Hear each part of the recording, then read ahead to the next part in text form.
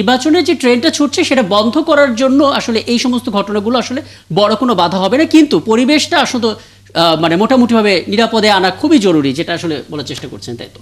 ঘটনা তো মাত্রই ঘটলো, এটা তদন্ত হবে। একজন গুলিবিদ্ধ অবস্থায় আহত আছে, তার সুস্থতা জরুরি, তিনিও হয়তো কিছু জানাতে পারবেন। আমার ধারণা এটা তদন্ত ছাড়া এখনই কোনো কমেন্ট করা খুব আর্লি হয়ে যাবে। তবে সার্বিকভাবে আপনি নিরাপত্তার যে কথা বলছেন বা আশঙ্কার যে জায়গাটা দেখছেন বলছেন, সেটা আমি ঠিক ওভারঅলি নির্বাচনের পরিবেশের সঙ্গে সম্পৃক্ত মনে করি না। এই কারণে যে আপনি এই ধরনের হত্যাকাণ্ড, এটাতে কিন্তু কোনো মানে যে ইন্ডিভিজুয়াল আজকে স্বেচ্ছাসেবক দলের নেতা, উনি খুবই আনফর্চুনেট, উনি হত্যাকাণ্ডের শিকার হলেন, কিন্তু ওনার সঙ্গে নির্বাচনের কোনো সম্পর্ক তো আমি দেখি না। সো এটা একটা আন্তদলীয় কিনা, ওনার বিরোধী কোনো শক্তি মারল কিনা, উনি কোনো কারণে কারো শত্রু হয়ে উঠলেন কিনা, বা পুরনো কোনো শত্রুতা কিনা, নতুন করেই কোনো ঘটনা কিনা, এর সব কিছু আসলে তদন্তে বেরিয়ে আসবে। অ্যাপারেন্টলি উনি তো নির্বাচনের কোনো প্রক্রিয়ায় উনি প্রার্থী নন, উনি কোনো প্রার্থীর প্রধান এজেন্ট, এরকম খবরও এখন পর্যন্ত আমরা পাইনি। সুতরাং এই সমস্ত এই ঘটনাগুলিকে যদি আমরা ইমিডিয়েটলি নির্বাচনের সঙ্গে রিলেট করে ফেলি, তাহলে যেই গ্রুপটা চেষ্টা করছে যে কোনো কায়দায় নির্বাচনকে পিছিয়ে দেওয়া, এই অজুহাতে ওই অজুহাতে নির্বাচনের পরিবেশ নেই, উপযোগিতা নেই, এই কথাগুলি বলে তাদের জন্য একটা উপযোগী পরিবেশ তৈরি হয়। আমি আবার স্বীকার করছি যে এটা হওয়া উচিত না, এটা দ্রুতই নিয়ন্ত্রণে আসা উচিত, তবে এটাকে ওটার সঙ্গে রিলেট করে ফেলে মুশকিলটা হয়ে যায়। আমি আপনার বক্তব্যটা যদি এভাবে নিই, যদি ভুল হয় একটু কারেকশন করবেন। সেটা হচ্ছে যে ঘটনাগুলো ঘটছে এটা অনাকাঙ্ক্ষিত হওয়া উচিত না, কিন্তু নির্বাচনকে বানচাল করার ষড়যন্ত্র অংশ হিসেবে যদি এটা হয় এবং এটাকে যদি আমরা ওইভাবে রিলেট করার চেষ্টা করি, তাহলে হয়তো তাদের শক্তিটা বাড়বে বা তারা সেভাবে এগোবে, কিন্তু নির্বাচনে যে ট্রেনটা ছুটছে সেখানে কোনো বাধাগ্রস্ত হবে না। Definitely not. মানে আপনি এটার সঙ্গে তো আমি যেটা বললাম, উনি ক্যান্ডিডেট নন, উনি কারো মূল এজেন্ট নন, এটাতে নিরাপত্তার একটা আশঙ্কা তৈরি হয়। আসলে যদি সুনির্দিষ্টভাবে কেউ এই ধরনের, ধরেন কেউ কাউকে গুলি করে মারা মানে কিন্তু আপনার র্যান্ডম বেসিসে এসে গুলি করে দিয়ে যাওয়া নয়, একটা পূর্ব শত্রুতা, সুনির্দিষ্ট কোনো কারণ, অনেক পরিকল্পিতভাবে একটা ঘটনা ঘটায়। একটু শোনার চেষ্টা করি। কামরুজ্জামান রতন, বিরতির আগে আমি ছোট ছোট করেই সবার মন্তব্যটা নিতে চাই। একটু বলবেন আসলে, মানে যে কোনো দলের জন্য তার তৃণমূলের কোনো কর্মী যদি নিহত হন, সেটা সেই দলের জন্য খুবই ভারাক্রান্ত একটা বিষয় এবং খারাপ লাগারও বিষয়। সেই হিসেবে আপনার প্রতি সমবেদনা জানাচ্ছি, কিন্তু একটু বলবেন আসলে এই যে হত্যাকাণ্ডগুলো হচ্ছে, দল হিসেবে বিএনপি তৃণমূল নেতা কর্মীদের উপরে এভাবে হামলা হচ্ছে, এবং শুধু বিএনপি না, আমরা দেখতে পাচ্ছি অন্যান্য রাজনৈতিক দল কিংবা তরুণ ওসমান হাদি, শরীফ ওসমান হাদি, যিনি আসলে তরুণদের একটা আইকনে পরিণত হয়েছিলেন, তাকেও প্রকাশ্যে খুন হতে হয়েছে। প্রথমত বিএনপির কথাটা জানতে চাই, আপনারা আসলে নিজেদের ভেতরে কোনো তদন্ত করছেন কিনা যে কেন আসলে হত্যাকাণ্ডগুলো ঘটছে, কোথায় গিয়ে মনে হচ্ছে শঙ্কাটা? ছোট করে আমি প্রথমেই বিনীতভাবে এই সিনিয়র যে প্রেস সেক্রেটারি, প্রধান উপদেষ্টার, ওনাকে একটু আমি জেনে যতটুকু আমি বলি, ও 26 নম্বর ওয়ার্ড, আমি 25 নম্বর ওয়ার্ডের কিন্তু বাসিন্দা।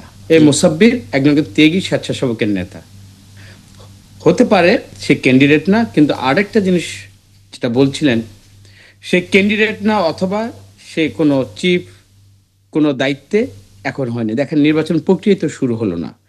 আমি জেনে বলি, ওর বিরুদ্ধে নিরাপদ 200 মামলা, এবং বিগত ফ্যাসিস্ট সরকারের আমলে ও দীর্ঘদিন ও কারাবরণ করেছে, এবং হতে পারে সে আমাদের দলের প্রার্থী না হতে পারে, কিন্তু তার ইম্পর্টেন্স আপনি একটু খেয়াল করে দেখবেন। আপনাদের পদোন্নতি দপ্তরের পাশের ওয়ার্ডটাই কিন্তু সে, বিশ্বাস করুন, আলোচনা মার্কেটের পাশেই তার বাসা।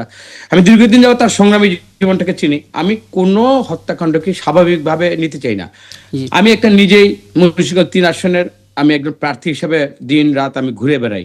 বিশ্বাস করুন, আপনাদেরকে আমি বলি, আপনারা তো বলছেন নির্বাচনের শান্তিপূর্ণ পরিবেশ, আসলে যে পরিবেশটা এখন মানুষ আশ্বস্ত হবে, মানুষ আগ্রহ নিয়ে ভোটের রাজনীতিতে একটা ঈদের উৎসবে বেরিয়ে যাবে ঘর থেকে, আবার ঘরে ফিরবে, এই পরিবেশটা বোধহয় সরজমিনে আমি ব্যক্তিগতভাবে আতঙ্কিত অবস্থায় নেই, কিন্তু আমি কিন্তু নিশ্চিত না, আমার পরিবার নিশ্চিত না।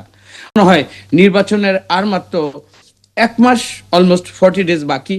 আমার মনে হয় আপনারা এটা গুরুত্ব সহকারে দেখেন। মানুষের ভিতরে যেটা 17 বছরের একটা জ্বালা, ফ্যাসিস্টদের কারণে ভোট না দেওয়ার যে একটা সংস্কৃতি চালু হয়েছিল, এর থেকে মানুষকে একটু পরিত্রাণ দিন। আপনার একটা পবিত্র আমানত, মানে আমানতের জন্যই কিন্তু দেশটা হ্যাঁ, প্রধান মানে উপদেষ্টা ফয়েজ আহমেদ স্পষ্ট করে এটা বলার চেষ্টা করেছেন যে এই সমস্ত হত্যাকাণ্ডগুলো কোনোটাই মানে কাম্য নয় এই সময়ে, কিন্তু নির্বাচনের যে ট্রেন্ডটা ছুটছে সেটা বন্ধ করার জন্য আসলে এই সমস্ত ঘটনাগুলো আসলে বড় কোনো বাধা হবে না, কিন্তু পরিবেশটা আসলে মানে মোটামুটিভাবে নিরাপদে আনা খুবই জরুরি, যেটা আসলে বলার চেষ্টা করছেন, তাই তো? না, জি। উনি যেটা বলছেন এটা বাধা হবে না, এটা তো উনি মানে এটা সর্বোচ্চ লেভেলে ওনার যে বাংলাদেশের নির্বাচন অনুষ্ঠান করাবার জন্য যতগুলো প্রক্রিয়া যেভাবে বিদ্যমান থাকার কথা উনি কিন্তু ওই আলোকে বলেছেন। আমরা জানি নির্বাচন কমিশনের প্রস্তুতি, আইন শৃঙ্খলা বাহিনী, হ্যাঁ ওনারা প্রস্তুতি নিচ্ছে, কিন্তু প্র্যাকটিক্যালি যদি জমিনে যদি এই নির্বাচনী ফিল্ডে যদি এই ধরনের একটা অনাকাঙ্ক্ষিত এরকম যে হত্যাকাণ্ডগুলো ঘটে তাহলে কি হবে? আরো তো দিন যাবে, যখন ভোটের প্রক্রিয়াটা আমরা 22 তারিখ থেকে যখন আমরা নির্বাচনের ক্যাম্পিং এ শুরু হব, তো আমরা কি বলতে পারবো বা উনি কি বলতে পারবেন যে আমরা নিরাপদ?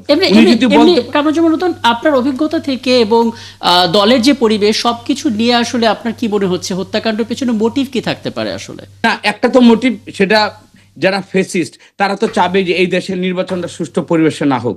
এখন আমরা কি বারবার ফেসিস্টদের কথা বলে বা তাদের মানে তারা যে কাজটা করবে আমরা কি তাহলে কি ওই কাজটাকে মেনে নিয়ে কি আমরা নির্বাচনের জন্য আমরা হাল ছেড়ে দিব? না, আমাদের ডিটারমিনেশন থাকতে হবে যে এই ধরনের প্রক্রিয়ায় আমরা কখনোই যেন বাংলাদেশের সাধারণ ভোটাররা যেন আতঙ্কিত না হয়।